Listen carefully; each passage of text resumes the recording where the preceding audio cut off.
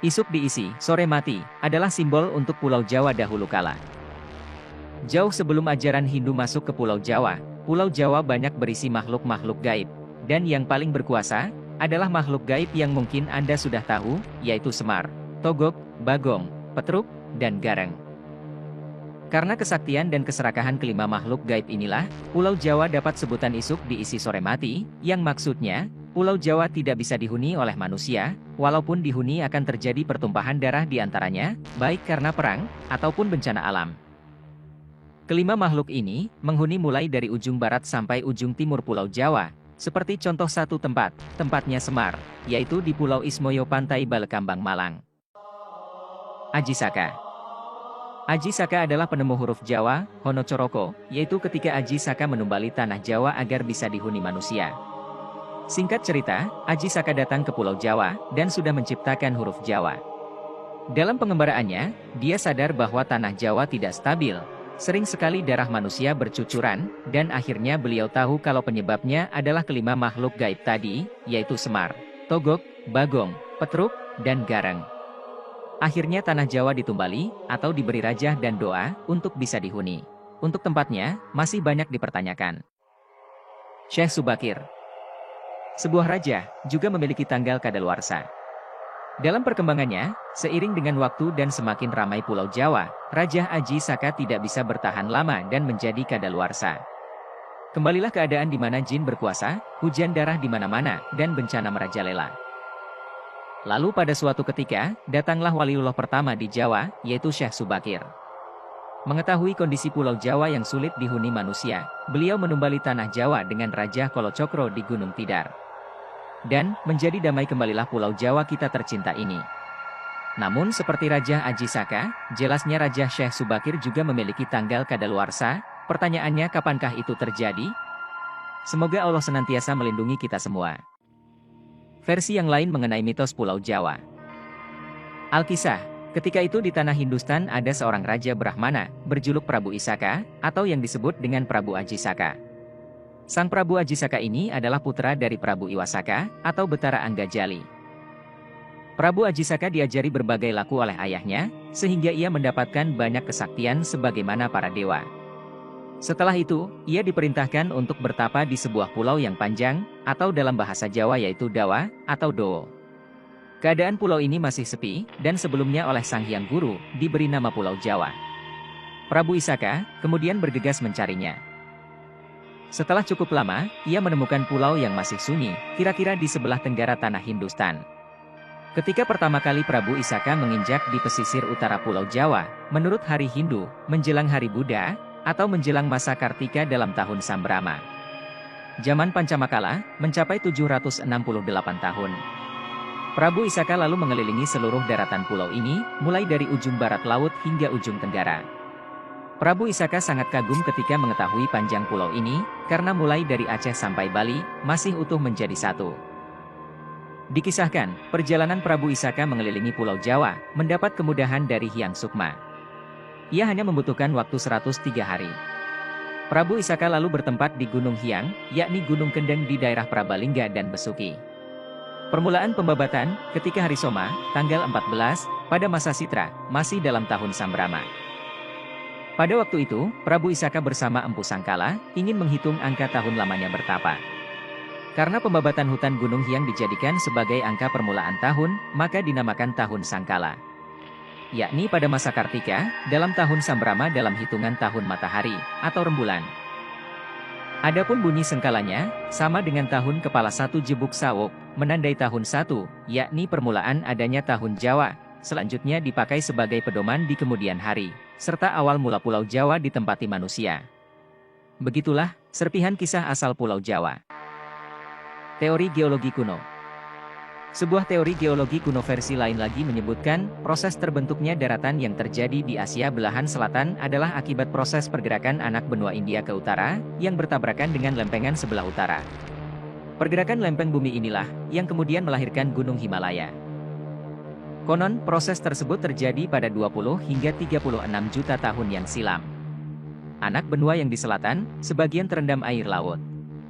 Sehingga yang muncul di permukaan, adalah gugusan-gugusan pulau yang merupakan mata rantai gunung berapi. Gugusan pulau-pulau di Asia Tenggara, yang sebagian adalah Nuswantoro, atau Nusantara, yang pada zaman dahulu disebut Swetadwipa. Dari bagian daratan ini, salah satunya adalah gugusan anak benua yang disebut Jawata, yang satu potongan bagiannya adalah Pulau Jawa. Jawata, artinya gurunya orang Jawa. Wong, dari kata Wahong, dan Tiang, dari kata Tihiang, yang berarti keturunan, atau berasal dari Dewata. Konon, karena itulah, Pulau Bali sampai kini masih dikenal sebagai Pulau Dewata, karena juga merupakan potongan dari benua Swetadwipa, atau Jawata. Mengingat kalau dulunya anak benua India dan Swetadwipa, atau Jawata itu satu daerah, maka tidak heran kalau budayanya yang hampir sama, atau mudah saling menerima pengaruh. Juga perkembangan agama di wilayah ini, khususnya Hindu dan Buddha yang nyaris sama. Empu Barang. Alkisah, dalam kunjungan resminya sebagai utusan raja, Empu Barang atau nama bangsawannya adalah Haryo Lembusuro, dia adalah seorang pandito terkemuka tanah Jawa, sedang berkunjung ke Jambu Dwipa, atau India. Sesampainya menginjakan kaki di negeri Hindustan ini, oleh para Brahmana setempat, Empu Barang diminta untuk bersama-sama menyembah patung perwujudan Hari Candana, atau Dewa Wisnu.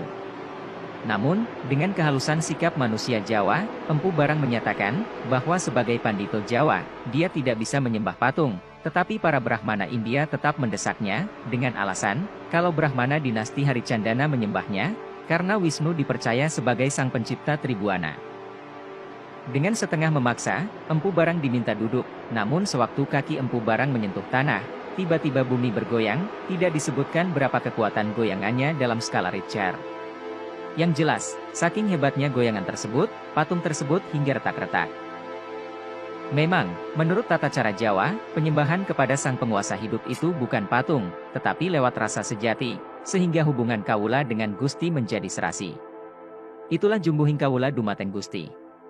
Orang Jawa, melakukan puja-puji penyembahan kepada Gustinya langsung dari batinnya, maka itu dalam perkembangannya disebut aliran kebatinan, atau perkembangan selanjutnya dikenal dengan istilah kejawen, karena bersumber dari Jawa. Bagi orang Jawa, cerita tentang waktu bumi Jawa belum dihuni manusia, dulu telah dihuni oleh golongan dewa-dewi dan makhluk halus lainnya. Dan salah satu putra Sang Hyang Jagat Girinata, yaitu Batara Wisnu, turun ke arca pada kawin dengan Pratiwi, atau Dewi Bumi. Dalam pemahaman kejawen, hal itu disikapi dengan terjemahan, kalau Wisnu itu artinya urip atau hidup, pemelihara kehidupan. Jadi jelasnya, awal mula adanya kehidupan manusia di bumi, atas izin sang penguasa jagat. Dewa perlambang sukma, manusia perlambang raga. Begitulah hidup manusia, raganya bisa rusak, namun sukmanya tetap hidup langgeng. Prabu Galbah. Kemolekan bumi Jawa laksana perawan rupawan yang amat jelita, sehingga kerajaan Rum, atau Ngerum, yang dipimpin Prabu Galbah, lewat laporan pendeta Ngali Samsujen, begitu terpesona karenanya. Maka diutuslah dutanya yang pertama, yang bernama Hadipati Alip. Hadipati Alip, berangkat bersama 10.000 warga Ngerum menuju Nuswa Jawa.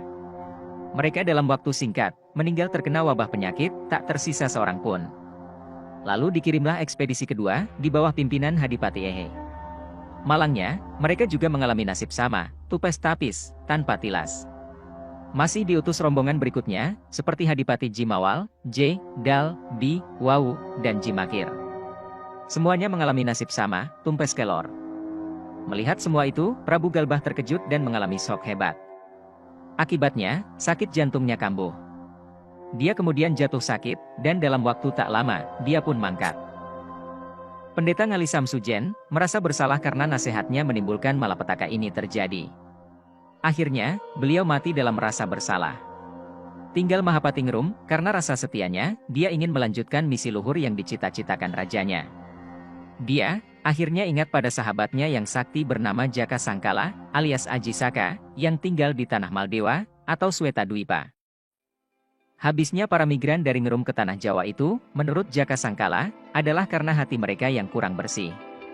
Mereka tidak meminta izin dahulu pada penjaga Nuswa Jawa. Padahal, karena sejak zaman dahulu, tanah ini sudah ada yang menghuni. Yang menghuni tanah Jawa, adalah manusia yang bersifat suci, berwujud badan halus, atau ajiman, aji artinya ratu, men atau wan artinya sakti. Selain penghuni yang baik, juga dihuni penghuni berkasakan, yaitu anak buah Batara Kala. Makanya tak ada yang berani tinggal di bumi Jawa sebelum mendapat izin Wisnu, atau Manikmaya, atau Semar. Akhirnya, Mahapati Ngerum diantar Aji Saka menemui Wisnu, dan istrinya Dewi Sri Kembang. Saat bertemu, dituturkan bahwa, Wadyabala warga Ngerum yang mati tidak bisa hidup lagi, dan sudah menjadi periparahyangan anak buah Batara Kala. Tapi ke-8 Hadipati yang gugur dalam tugas itu, berhasil diselamatkan oleh Wisnu, dan diserahi tugas menjaga 8 mata angin. Namun, mereka tetap menghuni alam halus. Atas izin Wisnu, Mahapati Ngerum dan Aji Saka berangkat ke Tanah Jawa untuk menghadap Semar di Gunung Tidar. Tidar dari kata tidak, hati di dada, maksudnya adalah hidup. Supaya selamat, oleh Wisnu, Mahapati Ngerum dan Aji Saka diberi sifat kandel berupa Raja Kala Cakra, agar terhindar dari wabah penyakit, dan serangan anak buah Batara Kala. Dan ternyata, masih banyak versi lain yang menyebutkan bagaimana terbentuknya Pulau Jawa.